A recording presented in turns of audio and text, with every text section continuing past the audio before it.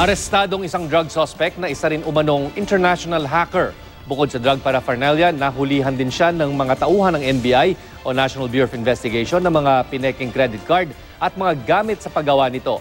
Dati na raw na-convict sa Hong Kong ang suspect dahil sa hacking ng isang international bank.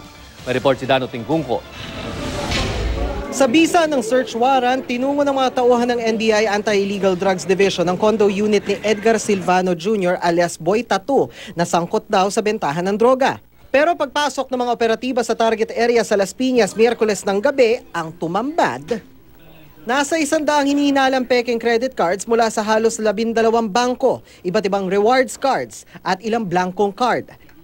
May narecover ding credit card printer, skimming machine, money counting machine, pineking dry seals ng Office of the Civil Registrar, mga peking ID ng kinakasama ng suspect na may iba't ibang pangalan at ilang passbook na binuksan sa iisang araw pero sa iba't ibang pangalan. May drug paraphernalia rin na nagpositibo sa traces ng shabu. Because the report is he's into internet selling of shabu, we may categorize him as belonging to the third level in the drug trade. Sa interogasyon, tikom ang suspect. Bakit nasa sa'yo? Same din po. Kailangan ko lang. Parang paliwanag. Ano na? Wala akong paliwanag. Base sa profile ng NBI, isa umanong international hacker si Silvano na nakonvict sa Hong Kong noong 2001 dahil sa hacking ng isang international bank. He is stealing information by the use of a skimming device.